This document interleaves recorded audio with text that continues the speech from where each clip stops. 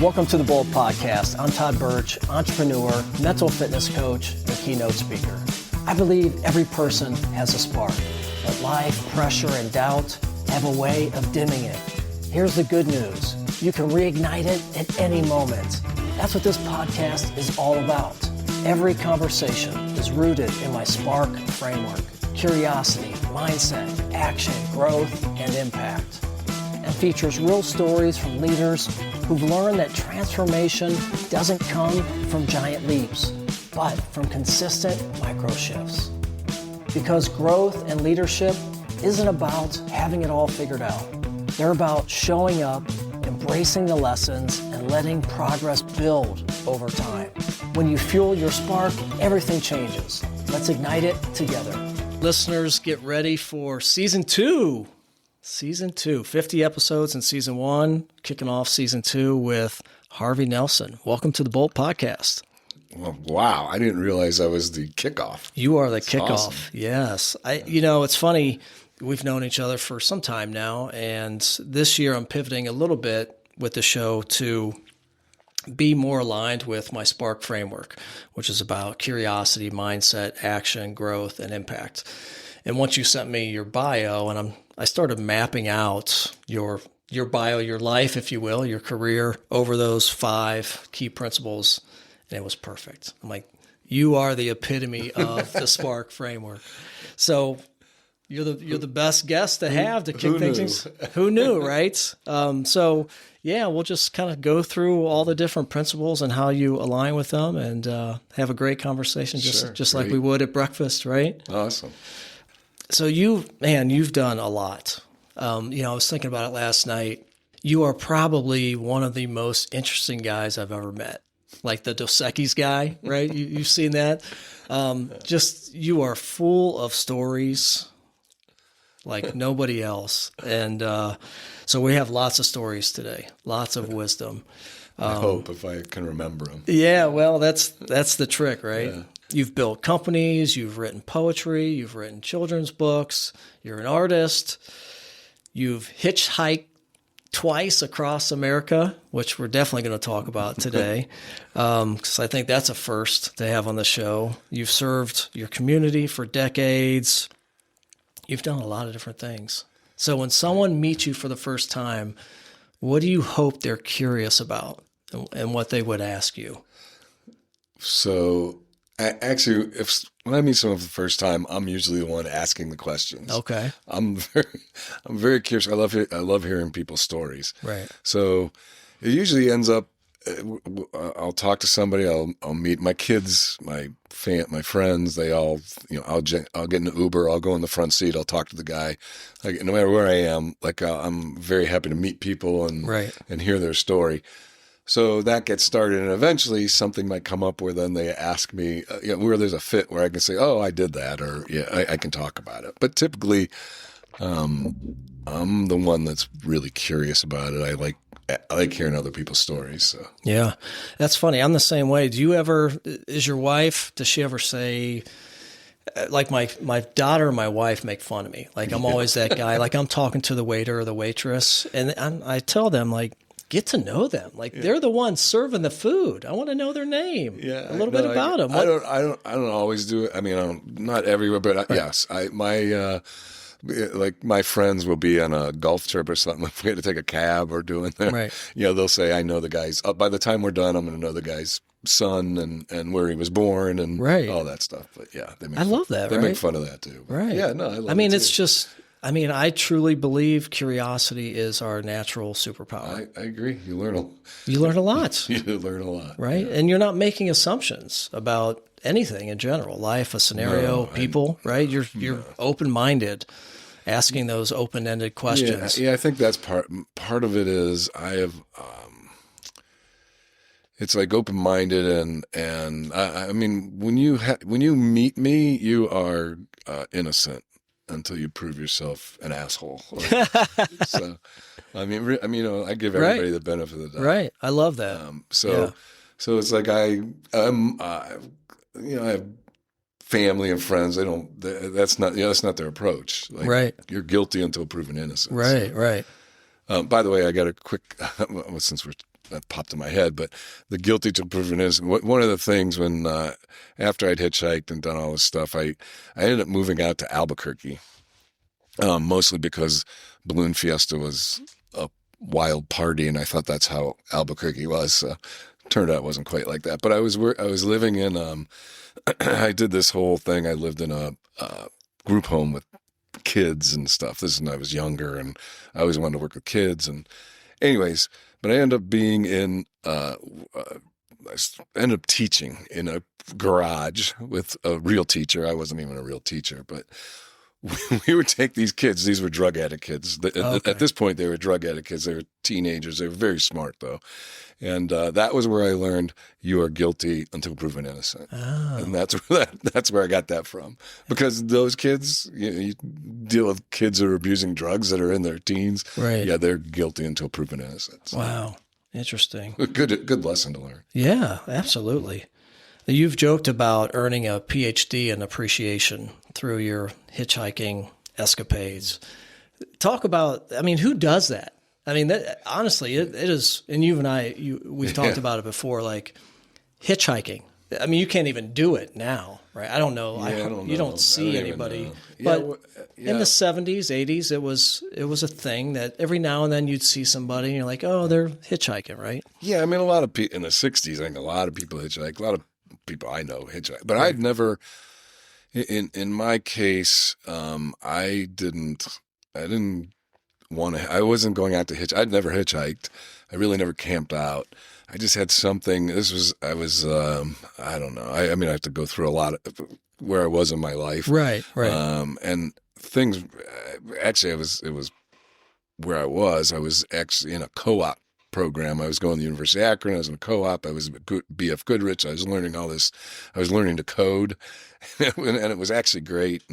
But there was something inside me that just said, I got to go see the world. And I'm not quite, by the way, at this point in my life, trying to remember exactly what I was thinking back then, even though I wrote stuff back then, Right. I'm still not exactly sure. But I do remember, what I remember is it was just something pushing me, like, to do this.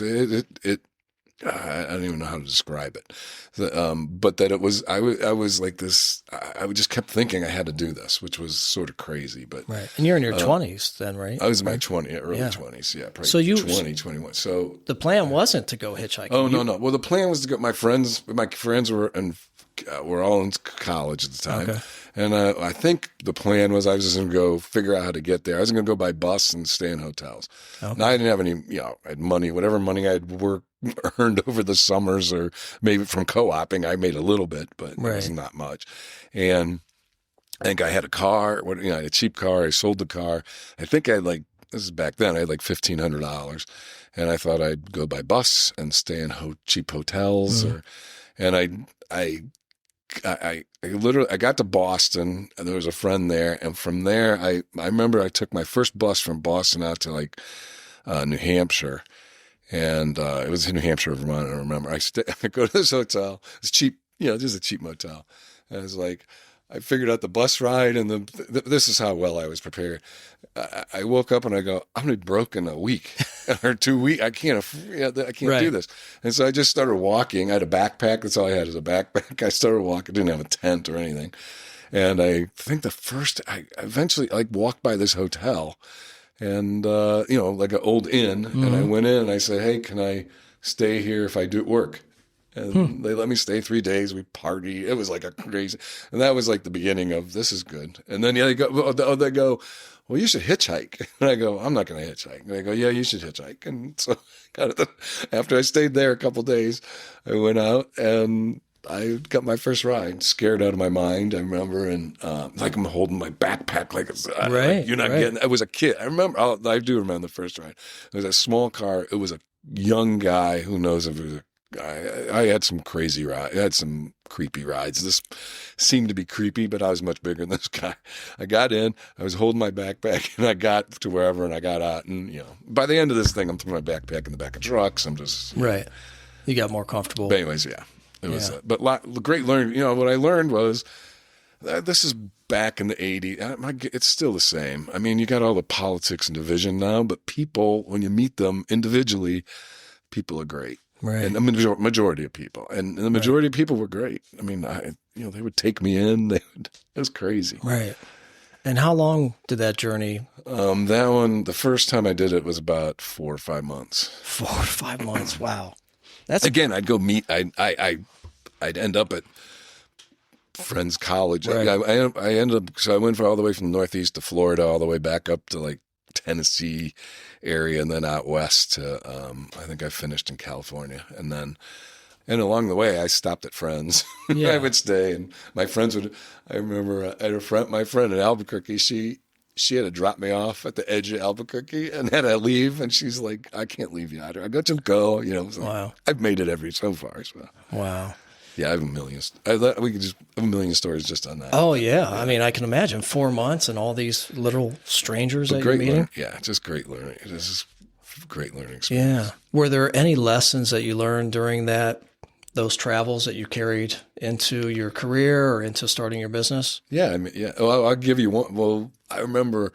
So I'm in Estes Park, around Estes Park, Colorado, and it is 70-mile-an-hour winds. I got to find a place. Like, and I by that time I probably had a tent and stuff. I'm trying to remember when this was, but all I know is I was there. I found this. There was this. I don't know, a bunch of cabins. And so I walked in, there's a guy who ran it, and I paid for this. So I go and I stay in the cabin. I remember he took me out the next day. He was going to take me out, and so I can start my adventure wherever I was going to go. And on the way, he was from I think it was Norway. He was some Nordic country, and he was like this. It was an older guy, and gruff guy. And he was along the way. He tells me, and I'm 20 something, early 20s still at this point, and he said, my responsibility for raising children was to make sure they're responsible for themselves by the time they're 18. They got to learn to take care of themselves. They got to learn to make the choices. And I remember when I was raising my kids that I always thought that was one of the things, that it's my role is to make them responsible. So I was really, this is your choice. It was like, you choose, there's consequences, but you keep Right. making the choices. Like Right. I see parents, I've seen parents where they make all the choices. Like they just Right. say, yes, you can do it. But Right. no, it's like, you make the choice. And I think, and that probably led into business too. You go, a lot of the lessons I learned when I worked with kids and when I worked my own, you learn that, us adults still have the same kid type stuff. Mm-hmm. So, it was like, how do you put it back on them? If you're leading somebody, how do you put it back on them to say, hey, this is your responsibility. You make the choice, but you Right. live with the consequences. So. Right. Wow. What a great experience. I wish I could do that. A little too late. Too late, yeah. I'm done too. So. So curiosity, huge part of just your makeup, right? And looking back to 1987, what question were you genuinely curious about when you co-founded Main Street Gourmet? Yes. Is there anything? I don't know. The question, it was more, so my whole thing, so like the hitchhiking, like I was always, I think part of it, I wanted to experience things. There was something that always drove me to experiment, to try new things. I always pushed myself to try. I was scared out of my mind at times, Right. not hitchhiking, but other things. Right. And I learned that, you just got to take that first step. You got to get over that fear. You don't get over it, but you push through it, really. Yeah. So it was all I always wanted to experience it. So, when I was not only just hitchhike, like I parachuted, I hang glide, I whitewater raft, I rock climb. I tried everything. There's a few stories, especially at one rock climb. I should definitely not be here, but I always tried stuff, and I always wanted to do something. I always wanted to start a business. I grew up in a family business, and I thought, oh, that'd be fun. Let's start at some point. I'm going to want to start. I've thought about it, but then my friend, Steve, who's my business partner, he had this idea, and so for me, when he brought it up, I was like, yeah, that'd be fun. Let's go start a business, because I'll do it for a year, because I just want to learn. It'd be a great experience. I had no idea if I could run a business. I just wanted to start a business. Right. And then 35 years. It turns out me and him together we're an incredible team. Right. And I after a year, eventually I realized we were pretty good at this. Right. Even though people ask me so many people ask me, when did you feel like you had made it? And I said, I thought we were going under every day. Even 10 years into it, I thought we were going under. Yeah. That's interesting. And that's a mindset choice, right? And that keeps you, I think. There's always something going on that's but that keeps you humble, right? Yeah, so, yeah. It's not like, absolutely. It keeps you hungry. And that's kind of one of the traits that I see in you is that you always sought out discomfort and you embraced discomfort, right? To feel that pain, to grow.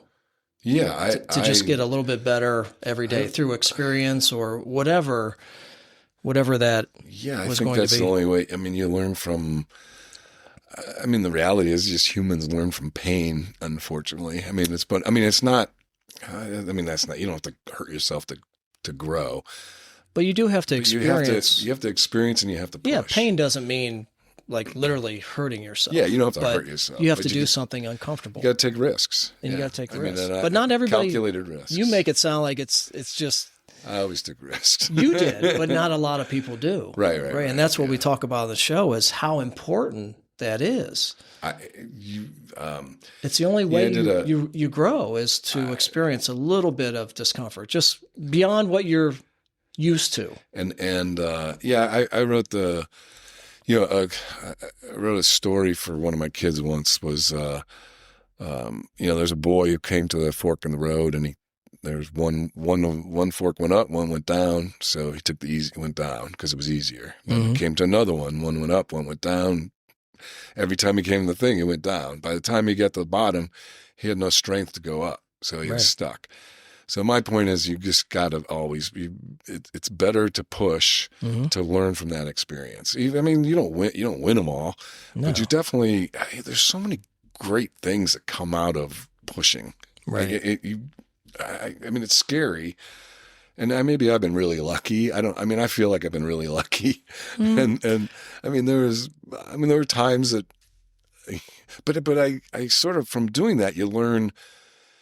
When you take those risks, you start small, you take those small, eventually you can take on bigger risks. So by the time we were going to start the business, like it was a risk and I didn't have anything, so I had nothing to lose. So it was not like this giant risk at that side. It was going to be it was going to be a time risk. You didn't have a family at the time. No, I didn't have a family. Right. And so but I had taken so many other risks that this one was like, I was ready for it. And as the stuff came, it was, right. Yeah, and that's all about building resilience, right? And as a parent, that's why everyone talks about helicopter parents, right? When you're making all the choices, they never fall off the bike and scrape their leg or get stitches or bleed right? They're always taking the easier way down. Right. So you don't build that, and then once you come to a fork, you're going to take the easy path, right? So you have to build that, but in order to build that, you have to get used to being uncomfortable, taking risks, and being okay with failing. Because when you're like yourself, a risk taker, and I'm the same way, the odds are you're going to fail. And that's the whole thing. You definitely are going to fail. So I want to share, my family and I watched this show called Ink Master. It's about tattooing. I don't know why. We just love it. Yeah. And there was one guy who got kicked off the show, or not kicked off, but he didn't make it to the next step. And he said, it's all about the W's and L's, but it's not wins and losses. It's wins and lessons.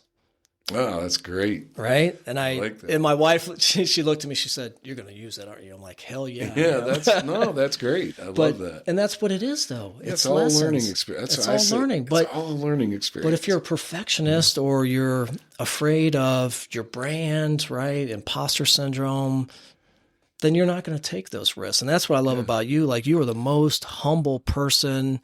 You always, make make jokes about, yourself. I mean, you don't take yourself too serious, right? I mean, you look at your bio, my gosh, like you certainly could, right? But I don't, I know you I don't. just look at it so lucky. Just, but people I need to look at understand people who take on these great things. They don't realize that. I don't care what you say. I was born in America. I'm a white male in America, growing up in the perfect time there were no wars I had to fight in. I mean, I didn't have to do any of that stuff. I had ambition. I mean, intrinsically there was ambition. I had enough smarts, even though I'm smart in some things, not in others. I had, I liked people. I mean, all that stuff, and I had a good family. It's so much luck. I mean, from that standpoint of where you are and that you should just appreciate that. And so all the stuff that I've done is, because, I've done because I've had the ability to do it. But again, I appreciate that I had the ability to do it. Not everybody has that. And so, how do you find what you do have? Right. And then I try to help others find. I mean, that's what I do. I do a lot of that now. Try to help others find that. Well, that's having that gratitude piece. Yeah. That's why I say it is one of the most critical and important habits that you can create in this day and age is having a gratitude practice. Whatever you do, it could be journaling for 2 minutes in the morning. It could be, I do it during my meditation and prayer. And man, it sets the tone for the whole day. And it could be the same thing every day, but like I'm going to talk about how grateful I am that we met and we're being able to have this conversation today. Not taking that for granted. Who gets to do this on a Tuesday morning, right? Like, I'm grateful I get to. But a lot of people don't do that. You want to talk to me? I'm grateful. Right. But it's those simple, Harvey, what I've learned over these hundreds of conversations I've had and researching some of the top leaders, Warren Buffett, Tony Robbins, Bill Gates, all these guys, they all do the same things, right? They're extremely curious. They're lifelong learners. Yep. They have a growth mindset, and they have an immense gratitude for where they're at. And they never, right? You don't get to the top and just say, oh man, I'm the king and I'm done. They always try to experience more discomfort, more challenges. That. It's actually, I mean, when you get to the top and you're on the top of the mountain, what do you do? So right. That's a good question. You normally, but you got to take time. You take time to appreciate. One of the things I see people do, you're at the top, you should appreciate that view you have, appreciate it for now. And then you can go, then now you got to figure out how you're going back down and what are you going back up. And, I love that. I can visualize that, like literally, like see the view, celebrate. Don't just go, you made that whole climb and then people don't. Take a moment, take it in, reflect, enjoy the view. I love that. That's a great way to represent that. Yeah. Small wins, celebrate. It's so simple, but that's why most people don't do it. It's obvious. Yeah. And you got to be aware. I'm big into self-awareness and understand the paradigm, pattern. We all have paradigms. We all have patterns of thinking. Mm-hmm. You don't necessarily have to change them, but you got to be aware of them. You should be aware of what's driving you. Right. And aware of yourself, what are you good at? What do you love to do? Mm-hmm. So you're not, a lot of people, I use this example a lot that, we're educated, at least now in the school systems, you're educated by, there's a book and all the answers in the book, and you learn how to find those answers, right? Mm-hmm. And then if you out of this book, you can find those answers and answer them, you're doing well and you can get through school. In the real world, there are no answers, right? So you have to be able to go out there and look for what is it that's important to you. Mm. It's a different thing. It's different for everybody. So, but we need to learn it's a different way of learning. You can't, there are no answers in the world. There's no answers in life. Even if, I'm not very religious, but if you go to the religious, that's a book. Right. All the answers are in that book. And I look at that and go, no. Right. There's no answers. I read all kinds of I love all kinds of stuff, which is, I've read a lot of quantum physics. Don't understand, nobody understands it, but I don't understand it, but I love it. And I read this great books on genetics. If anybody wants to read it, Kat Arney wrote 2 great books on. If you just, it's like a simpler way to learn it, but. I learned that the world is the life is so mysterious. It's so huge, so complex, like so wonderful that I love that. And it's just so that there's no answers. So what are the answers? You have to create your own answers. Got to find your own answers. Right. It's really by asking your own questions. Right. And being curious. And that's where the curious. Exploring. Very curious, very exploring. Yes. Right. We'll be right back after a quick message. Hey, it's Todd again. Right now, leaders are facing unparalleled challenges with burnout, disengagement, and rising stress across our teams. And that's why mental fitness matters more than ever. Mental fitness is the ability to respond to pressure with clarity and confidence instead of stress, negativity, or self-doubt.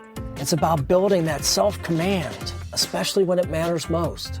Through the Positive Intelligence Program, or PQ for short, I work with leaders and teams to reduce burnout, strengthen resilience, and create a culture where people feel supported, engaged, and capable of performing at their best. This neuroscience-backed program helps teams shift from reactive to resilient and turns change into a catalyst for growth and innovation. Look, I've been practicing PQ for years, and it fundamentally changed how I lead, work, and live. It's transformed my life. If you're curious whether PQ could support you or your team, I invite you to visit toddbirch.com to learn more about this transformational program. Now, back to the show. So you've had a great sense of humor about yourself, and we've talked about this. How important do you feel humility is in running a successful business? You had a team. How many people? You had a team of 30, 50, 100 people? Oh, when we were a couple hundred. I think we had a couple, 150 to 200 at one time. I mean, now it's even, we sold and all that. Yeah. So it's even bigger. I don't,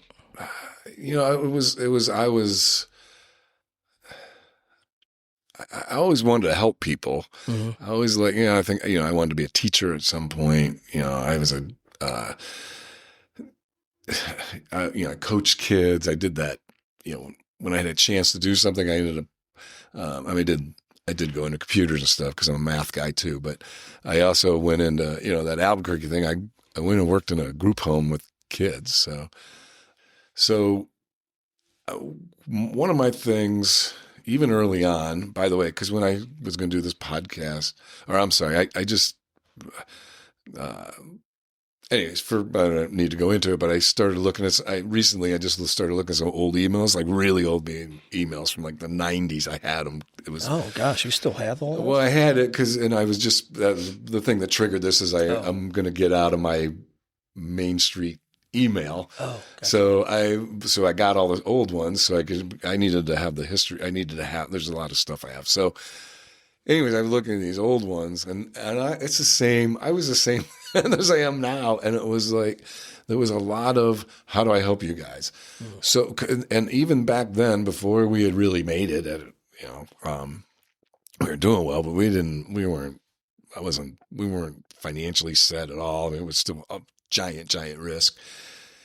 And a lot of the stuff I saw was the same stuff I do. I looked at it like, how do I help you? Not even here. You help us grow this business, but I'm going to help you individually get to where you want to go. Mm. So, you have, we have a common buddy mm-hmm. who I think you worked with and with Todd mm-hmm. and the other Todd. Right. And he was very talented. And at one point was like, you shouldn't be, you're better. You have too much for us. Right. And so he wanted to start his own business and we became his first client. So that helped him to get started. And it was like, I felt great about that. Mm. That meant I had to go find somebody else, but still, and I have a few of those stories make me very happy. Mm. Not a lot of people will do that. as a business owner, right? So that's putting I don't people. know. I know people that do it. Yeah, I know, but I know a lot of people that don't too. there's people that don't. But yeah, I think you should. I mean, for me, it just comes natural, and I feel you should. But putting people first. Yeah, we've had a few guests on the show that have talked about that. Entrepreneurs, good sized businesses, and that's when you start to build that culture, that really great culture of being a part of something bigger than you are, right? Yeah, that's a lot of what you want to do. And it's like kids, really. A lot of it is, it's family, it's kids. That's how I've treated my business. They're people, and you want them to be happy. Well, maybe it's not with you in your company. Yeah. But that's going to come back to you. I mean, you're leading them to be something big and leading them to be something bigger than in themselves as well. Right. Yeah. But then you have someone like Nate who's been with you the entire time that you just grew, right? Continue to pour into him. And grown. Yeah, he's done very well. The whole time. So, but then others that had other ambitions but you poured into that, you leaned into it as opposed to just saying, well, maybe you should go, right? Good luck. And, but there's people that sometimes it's not a fit. And that's a different thing. Sure. So I'm not saying it's not like Shangri-La, but but when there's really good people who you really like and you see their talents and you can help them move on and but you can't, I think actually as I got old, as it went on, there were some people that's like, I don't want you to go. And I was like, how can we make it? But when you're bigger, we had more options at work to say, how can I make it so you can be the most you can be here because you're really valuable. We need to keep you. I think when we were smaller, it was actually, we didn't have that option. Yeah. And so it was my mindset. I think it changed over time. At some point it was like, I don't want you to leave, it was just, if we were smaller, it would have been different. It would have been, there's nothing for you here. But if we could make it, then I think I at least tried that. Yeah. I wasn't always successful, but. Yeah. Yeah, well, I get that. Were there any, 35 years, very successful, you and Steve. What were some of the challenges? Do you recall any major challenges that you guys faced and how you overcame them, or any lessons that we have a lot of entrepreneurs that listen to the show. You have, this longevity of running a successful business. I try to forget those. Yeah. Or no, what was it? There's so many. But any that would be a great lesson for. The lesson is, I could tell you that there were times I remember the freezer was down, like a storm came through. We have an ammonia system for our freezer. These freezers are, they're holding 35 truckloads of product. It's minus 10 degrees. You probably got it maybe 24 hours, and then you're going to start messed up. But you also are producing and putting it in, and freezers need to be there to take the heat out. And so if this system is not working, and that we'd have a lot of issues. This would be a perfect example of there's one time, and by the way, I'm leading to, no matter how bad it is, you end up if you just make it through. It works out, and I always say it works out or it doesn't.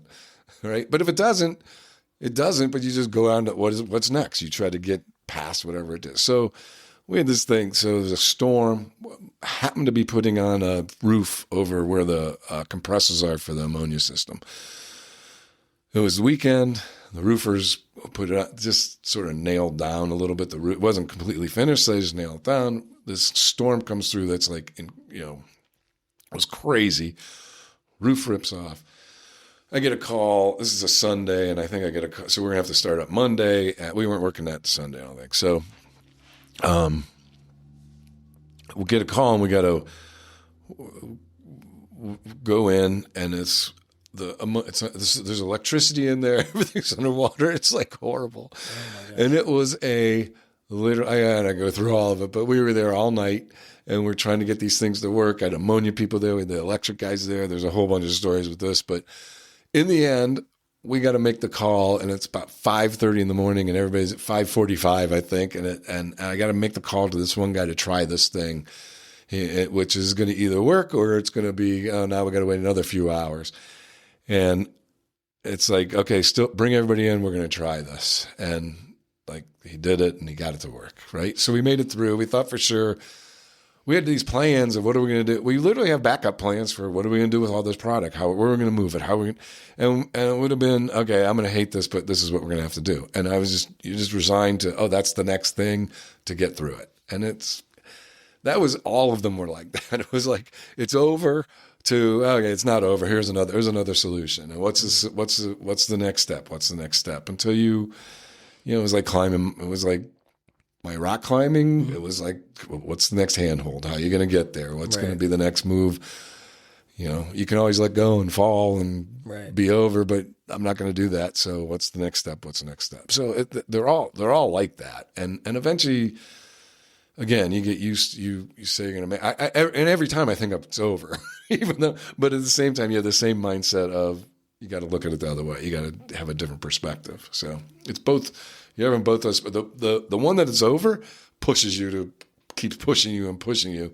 The one that, there's another solution, gets you through you keep going. You find that next step. Right. So it's, yeah, it's tough. And I think it's tough when you're starting off too, right? I don't know if you had that same mindset early on, right? Early on, every day it's we're the going end of on. the world, It's raining outside. We have a muffin shop. Right. People aren't showing up. This is it. We don't have enough money to pay everybody. Right. That was every day. Right. Because I know that took me a long time to learn that lesson. And we say in my positive intelligence coaching, like, find the gift.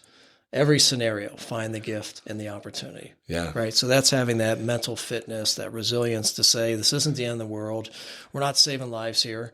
Right. Right. That was always the thing. Yeah. You know what? What is the worst case? You got okay. Well, what's the worst case? We're going to learn from it. Yeah. And I mean, we can't be derailed. Yeah. Or okay, it goes under. Nobody's. Right.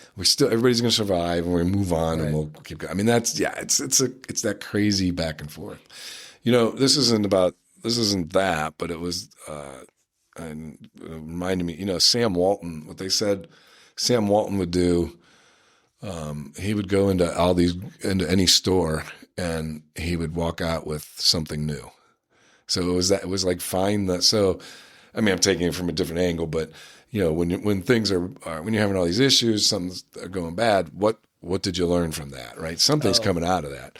So for him, he'd go into place. He'd always find a positive thing out of any store he went into, even as they got bigger. That was how they somebody said steal ideas, which I love the concept. Oh, You go in, it's open, it's in the public, and you see, do that, I'm going to try. And I learned from that. We did that a lot. Try different things. Right.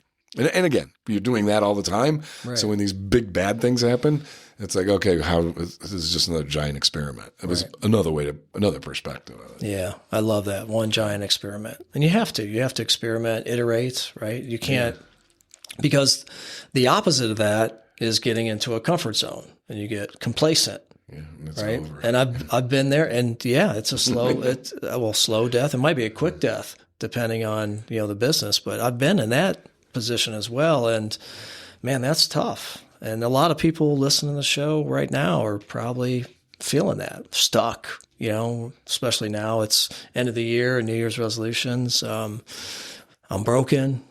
What do I need to do to fix myself next year? But just take small shifts.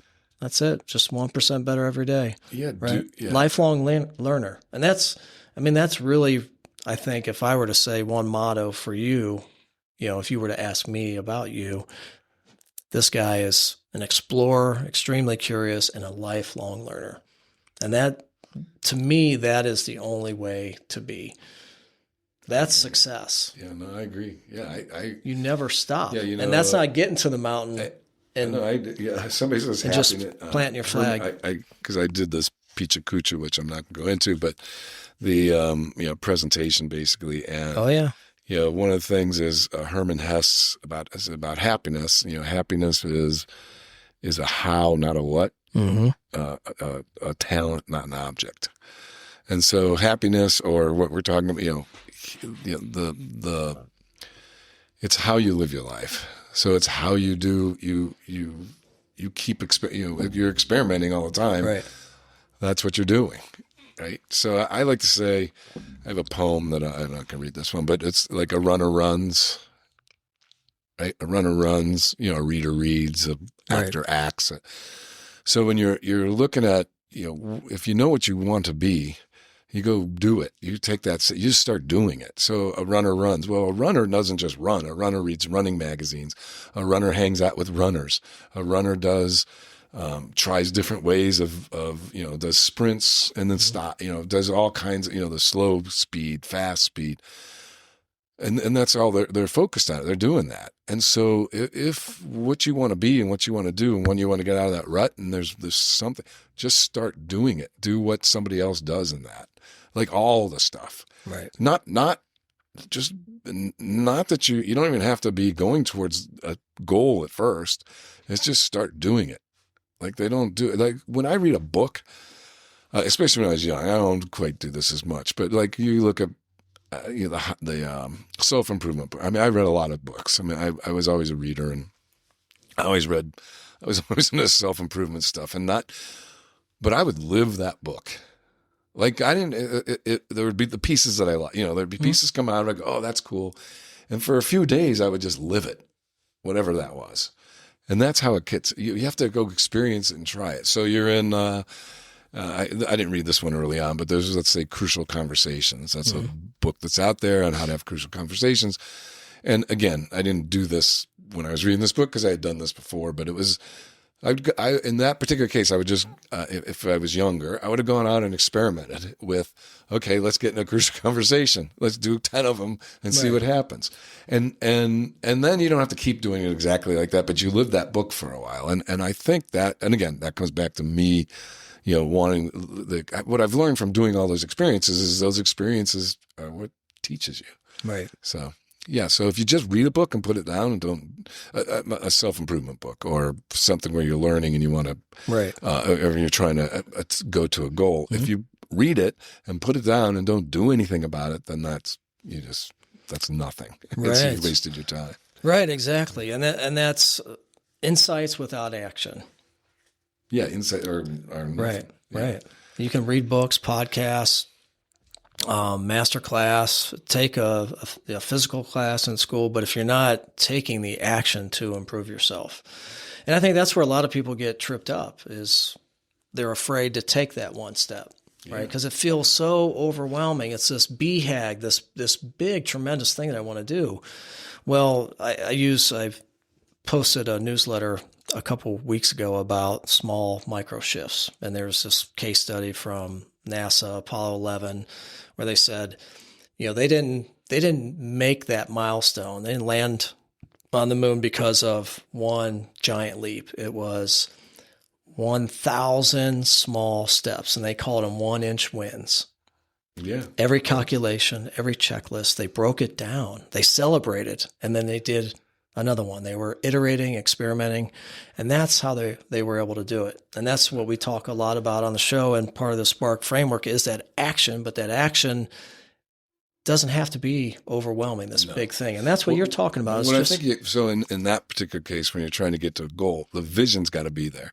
So you got to be able to see it. You got to believe in it. You got to be able to you got to be able to just keep climbing, even though it's one little thing, one step after one. Last, I want to talk about impact, because impact, we talk about in the Spark framework, like it's that last final piece. You've been curious, you've been in a growth mindset, you've taken the action, you've seen the growth. Now you get to light the way, right? And you get to leave your imprint on the world. And you've been a great advocate for that. You've done it your entire career, but now you're retired. You're even still doing it, pouring into the community. You and Steve both. Like, I look up to you guys and I say, this is how I want to be, right? This is how I want to be successful, but successful in that I keep pouring back in. It's not just about me. It's not about the company, but it's about the community in large. And you've always been, a big believer in kids, in the youth, in nonprofits. You've sat on many boards. You still do. How do you So let's just take, there's probably somebody younger out there, or hell, even myself. Like, I'm very, I don't want to say the word busy. I have a lot going on intentionally that I'm happy to do. But how do you make time to also give back? Whether that be time, talent, or treasure. And maybe you don't have the treasure yet, right? But how did you always find or make the time? And you have a family too. Yeah, I think it's, early on I learned about priority management versus time management. I can't manage time. Time is time. Although there's relativity we could talk about, but right. In Newtonian time, we have instead of time management, it's priority management. If you know your priorities, then you figure out there's a whole tools for this. But getting focused on a priority, and I learned how to, and this goes back to the, I called it organize, prioritize, and focus. It could be, you could call it awareness, choosing, and execution. There's another one that, it turns out these all match, but explorer, artist, judge, and warrior. And all is getting to that warrior part, all getting to the focus part, getting to the execution part.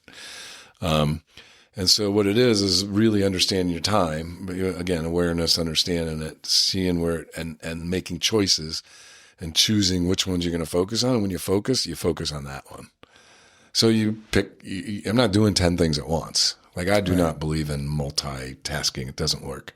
I can't do it. So but I can do multiple things, but they're all one at a time. And it's when I'm focused on it, that's when I'm focused on. So I'm a big believer in moderation is doing things to the extremes. So it's not trying to balance everything out exactly. My story is, when I before I started smoking a lot of cigars, which I do way too much now, but when I first got into it, I used to ride my bike to this is how moderation. I'd work out, and then I'd ride my bike to the cigar shop, get a couple cigars, and ride back. Right, that's some exercising, and then I'm going to smoke cigars. It's like moderation. That's my moderation of do it to the extreme. So in this particular case, it's the same thing. So when I'm really focused on work. I'm really focused on family. Really focused on helping the community. All at prioritizing those times when I'm doing it. I'm not sure if that fit together there. No, it's perfect. That's great wisdom. And how do you? Was there a particular moment where you reflected to make that choice? Was it weekly or month? You know what I mean? Were you saying, priority? Hey? No, I was always doing priority management.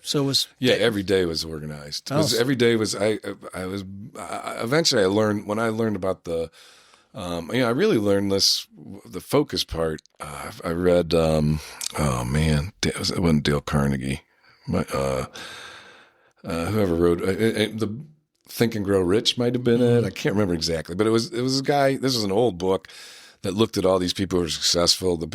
Might have been the era when they were what they used to call them. They were owning railroads and they were owning too much. But the people that were successful, everything they had in common was that they focused on one thing. They stayed focused. So that was one of my big things was, how do you get focused? And in order to do that, I learned that, you got to be organized, because from various ways I learned that. One, how a mind works, right? Just experience. So it got to be organized. Then you got to be able to make choices. You got to be able to prioritize.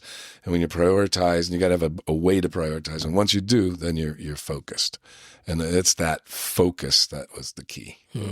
And I would imagine this day and age, that is incredibly difficult to manage. More so than ever, right? We are. I don't know. You don't think so? You organize it, prioritize it, and focus on it. I mean, that's the key. The key is saying no. You got to say a lot of, I don't know what Steve Jobs say about saying no. Right? Yeah. You pretty much say no to 1,000 things and say yes to the one. Interesting. Yeah, I was going to ask you. He didn't say it exactly like that. Yeah, but no, it's putting up those barriers, right? You can't do everything. Can't do everything. And you don't have to. So that comes back to just knowing. What's priority? Knowing yourself. What do you want to be in? And when you don't, so as you're making these choices, and then it just the choices make sense. But a lot of people are making choices based on people, other people's ideas of them, other people's, they look at, instead of looking inside and truly becoming aware and working, that's such hard work. That's where that's really hard work. That's years of going after it and really learning to understand yourself. And otherwise it's other people telling you what to do.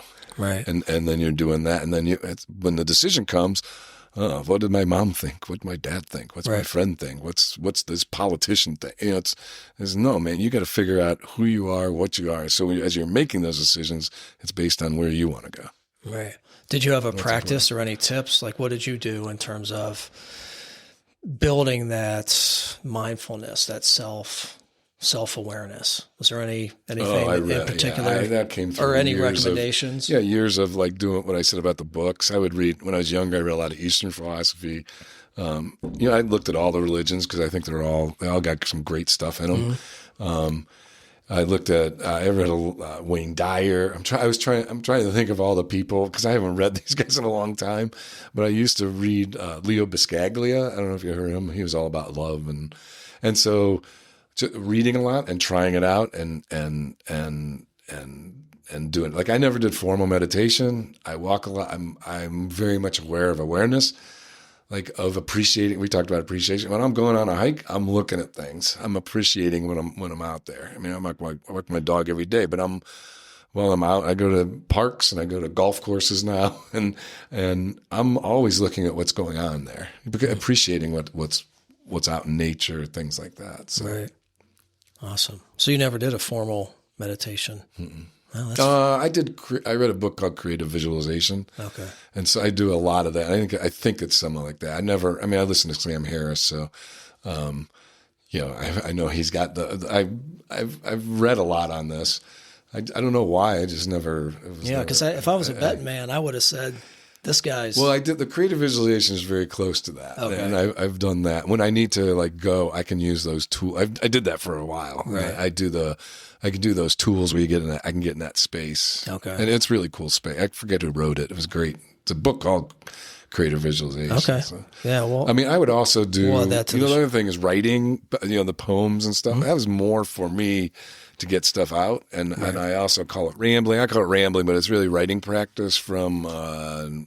Natalie somebody who wrote Writing Down the Bones. Oh, and the concept writing practice is, so you take this word blue, and now you're gonna go. If you're using a pen or pencil, once you start, you can't stop. If you whatever pops in your head, you're writing down. If you get stuck, blue, blue, blue, blue, blue. So you go blue. The sky is blue, and today I'm feeling blue, blue, blue, blue, blue. Blue is a really cool color in the ocean. What color is it in the ocean? Or you type that, but you never stop. Oh, wow. Try to do it. It's really hard to do. 5 minutes it's exhausting. Oh, yeah. It's almost like... But like writers do it for longer. It's kind of like the one continuous line. You ever play that game? My wife's played it. You start with... Yes, except it's with words. You pass it to somebody, and then they go, and then you just keep... But with words. Yeah. Yeah. So this is... I love that. This gets it out. So what's popping out, what's popping out, what's popping out. And then... So that's writing practice. So as for writers, it's like, here's a way to practice your writing without thinking, just stuff's popping up from the basement of your mind and right. And then what I learned was I can use this for my meditation in that something's bothering me. I would ramble on. I would I'd find the trigger, what's bothering me, whatever it was. And I'd use that as a trigger, and then I'd write. And it's amazing. Even if nothing came out of it, all of a sudden I feel good because you're in that zone. When you get in that zone, it's getting to where meditation and everything wants you to get to, where you're lost, where it's not two things, it's just one. You're just one, and that happens when you get really if you do it long enough. Right. So I learned that. I learned when I wanted to try to figure something out, like I'm stuck. I used my trigger and I'd do that. If I was mad at someone at work, I literally was F you, and their name was my trigger, and it was over and over. And I came back one time. I did it one time, and somebody who I'm friends with. I always liked her, but I came back. I told her because I taught people how to do this, and I go, hey, I came back and I go, I know we were mad at each other. I go, well, I used my practice on you last night. She goes, what'd you say? I go, there is no way in the world I'm ever sharing this with you. Right. Yeah. So. That's funny. Yeah. So that's journaling to some degree, right? It's but I've done journaling. This one, you're not thinking about it. Right. So it's not real formal. You get it. It's very informative, but it's more to just get it out. It's a meditation in that it just gets stuff out. Yeah. And you get to a different, if you do, you don't necessarily, what comes out on the page isn't necessarily great. Right. But what it's comes the out, practice. what comes out of you, it's, I think it's like it's like excretion system for your mind, right? You need to get stuff out. I mean, right. We do that with our body functions all the time. I think that's one of the ways to get it out of your head. Yeah. That's how I describe it. But interesting. Anyways. And then you shared that with your team, so you had others. Yeah, I share all this. Yeah. All right, Harvey. Well, lots of wisdom today. Coming to a close here. So we have a couple of just kind of quick hit questions. Looking back on your journey, which is an incredible journey, what's one belief or behavior that helped you sustain success and meaning over your career? And we've probably talked about it, but caring about people and caring. We really didn't get it from the business side about customers. It was pleasing customers, even ones I didn't like at times. Right. We always tried to make it. We were always trying to make it easier for people to. One of our big thing was, how do we make it easy for you to make money off of our products? So how do we, helping the people, always looking at how are we adding value for you? And so I looked at that from people wise, from customer wise, all the stakeholders. Always adding value. Yeah, investor. Yeah. I love it. Great tip. For someone listening who wants to live a curious, impactful life like you, but feels behind or uncertain, what's the smallest spark they could kind of initiate today? Like I said, so what is it? First find out what it is you're truly where you want to be and where you want to go, who you are. And then take that first step. So let's say I want to get in, this is very small. You want to get in better health, better shape. What's the first step? But you don't have to commit to going to the gym every day, that kind of thing. But what do healthy people do? They read health magazines. Order a health magazine. Just start reading it. That's your first thing. Right? That's very easy, very simple, no commitment. Right. And then, then maybe it's like, I'm going to walk. I can look at my health magazine to see what's the first way to get started walking, that kind of stuff. So, and then I'm going to hang around. What do healthy people do? I think I'll hang out where do they hang out? Go hang out at a gym or something. Right. But you just do what other people do that. Right. Just start. Right. And with that, at first, you don't have to make any goals. Right. Just be it. I call it, there's doing goals and being goals. Right. A doing goal, right? You can get, like our SMART goals, you can set out as a being goal is you be that. Just be it. And then as you be it, the other goals come from that. I love that. That's good. All right. So this is good. We didn't talk about this yet. You're probably wondering if I was going to bring it up. So there's this whole thing where you found a wallet, right? You found a wallet, returned it. Take us through that. That's my joke at the end of my resume. Oh, that's not a real story? I say I want to, no. What a letdown. That's not a real story. That's supposed to be a joke. Man. Steve, actually, I put this in for something we were doing, and he goes, people don't get that. And I go, yeah, I think they get that, but maybe not. So the joke was, actually, as I think about this, it's like I'm the type of guy that in reality, I would give them the money. I would never keep the money. Right. But I wanted to be like, I found the wallet, I gave him everything back, but I did keep the money. But it's funny to me because I would never keep the wallet. Even when I was young, I would never do that now. Yeah. And but it's because I think it just speaks of I want to be remembered by. Just as I was thinking about this, subconsciously, it's like, I want to be remembered for my values. Like with the stuff you just talked about, like this, right? Like the when you say, oh, you've done all this stuff, but then you say, but you've been like this type of person, like that's what drives that. Right. That makes me happier. I mean, I love that. I don't get me wrong. It's great to accomplish stuff. So, but to be remembered for being a good person, that's always been important to me. Right. No, a great. So lesson. I would have given him the 500. Yeah. Okay. Well, that makes it better now. Like, oh, I got to ask about this great story about this wallet. All right, so now we're hitting the lightning bolt round. These are one word answers, maybe 2 words. But if you could describe leadership in one word, now this is a one word, what would it be? Energy. Ooh, I don't think we've had that. But I'm going to energy that creates a future. Okay. Energy that creates a future. Okay. Who is a leader you admire and why? Living, dead? One day? What? I can't do one. No, come on. You got to pick one. I don't have one. They're all, I've had so many mentors. Who's the first? Let's go to ramblings. First one, leader, admire. That might be Joe Canfer, I guess. I'm thinking he's done a lot of, and he's good with people. He's been great with people, and Okay. And he was on our board of advisors, and I learned a lot. Goodyear. I learned a lot from him. Right? Goodyear or Gojo? Gojo. Yeah. I always get that. Yeah, he was a good guy. Okay. This is going to be. Now I got my dad, my friend's dad. Go ahead. All right. Well, you can come back. You're probably going to send me an email. That's okay. All right. So this is going to be another tough one. Do you have a favorite leadership or personal growth book? I know you read an individual one. No. Yeah, you just got. The latest one I read. Okay. Was Primal Leadership. Oh, which is very good. I have it. I haven't read it yet. Okay. It is very good. Okay. Primal Leadership. And Switch is another good one. Switch is. I use Switch all the time. Yeah. Okay. Another one I just read. We'll do 3 like Ezra Klein. Okay. Because we're making you like the Ezra Klein podcast. So. Okay. I just did Change by Damon Santola. Okay. Which was how to change big things. Very interesting. It's very interesting read on if you're trying to do bigger change, like community change. Oh, gotcha. Yeah. Okay. But it works in organizations too. All right.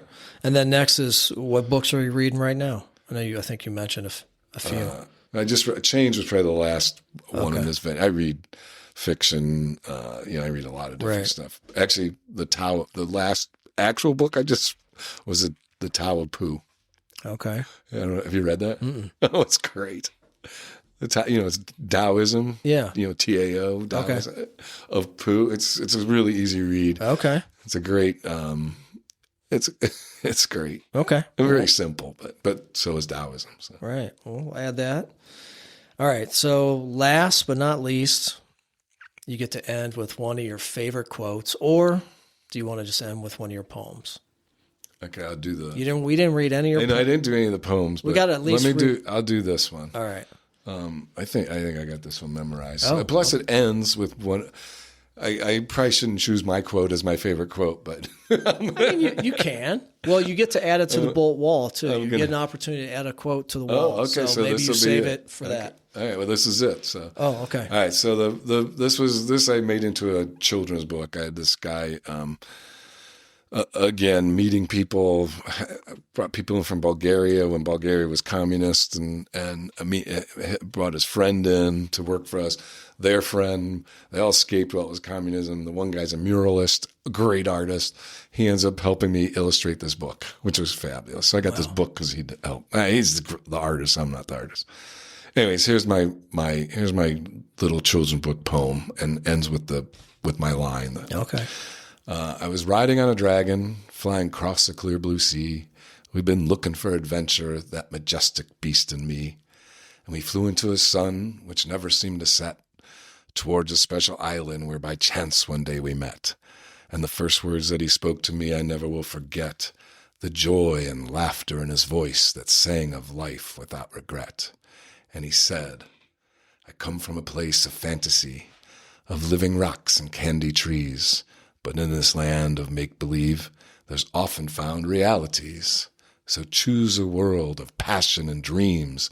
Just climb on my back, we'll fly, then you'll see. So ever since then, we've been in the air, on a journey and search, going everywhere.